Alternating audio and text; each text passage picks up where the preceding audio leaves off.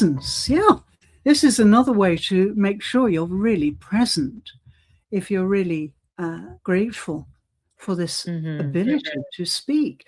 And add to that this other really amazing statistic that at the top of the spine, there's a joint. It's called the Atlas joint. And Atlas, as you know, was a god who held up the world on his shoulder, you know. So the skull balances on this top joint. It's not attached to your spine at all, but it's held in place by muscles of the head, upper back and neck. So we have over 10,000 different orientations of the head and different facial expressions at our disposal. Yeah, look, you see, a free neck.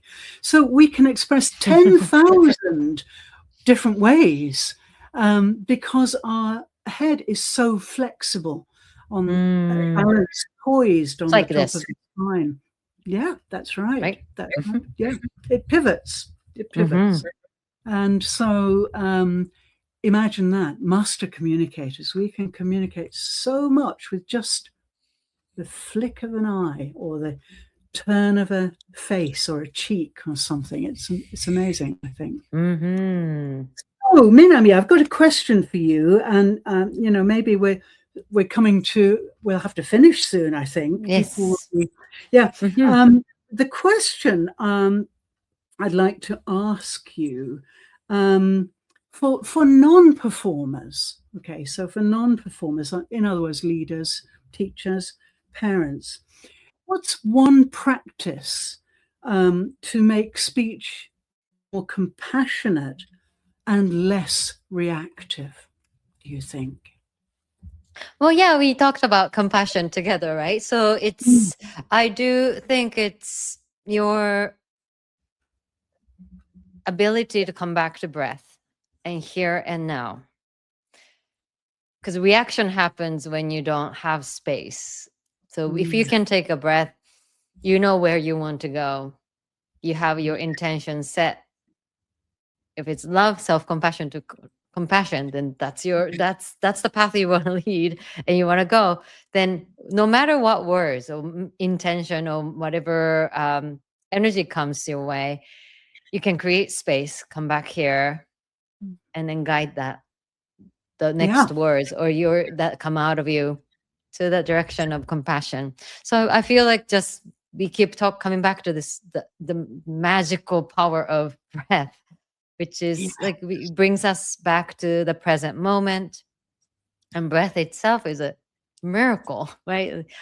With this incredible system. So yeah, having that reminder of like, take a breath, and we take it and then guide that conversation towards more compassionate direction. And is the way I feel always, no matter where I am, who I am with, just I make sure I don't react. Reactive is more of a survival mechanism, right? And we are not really bringing back just to try to protect ourselves. But if we can actually take a breath, we know that we have the clarity to know this is like where we want to go, and we can guide this no matter where we are. So I feel like coming back to the breath, the power of breath will be my answer. Brilliant. Yeah, I totally agree. And actually, when we breathe, if we breathe in slowly, if we inhale slowly, and then we exhale very slowly, then there's a pause. So at the end of every exhale, there's a pause moment. And that is the brilliant moment to not react. And so with my clients, I use that pause for them to say, okay, I'm not reacting. And then they inhale again. So right at the end of the exhale, there's a pause. So take that pause and just remind yourself that you're not going to react. And then inhale naturally again. It works beautifully. Yeah, it's a powerful tool. If you tend to get into fight often, or if you feel like you're surrounded by negative people, you have the control to take it to the direction that you would like, which is more positive or more harmonious relationship. You have the power. But as long as you're reacting, you're in that energy level. But if you can take and create the space and guide them with love, then you're gonna, the different words will come out, different energy will come out. Or if it's like negative conversation environment, you have the power to actually influence and help them, guide them towards a more compassionate and positive direction. So breath is such a magical tool that we already have, but we take it for granted. We don't use it enough. We don't have to do anything. So I hope they'll start using that. I hope you take away this tool and start applying it today. And one more little thing before we stop. One of the things that you can practice to help you to stop reacting is when your phone rings.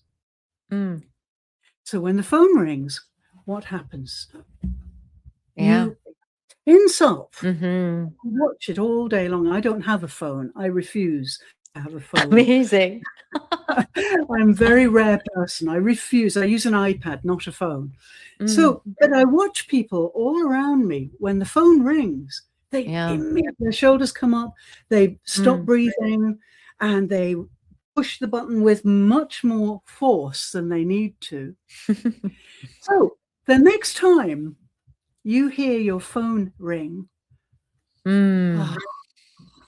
just let it ring. Just feel. In Japanese, I think we say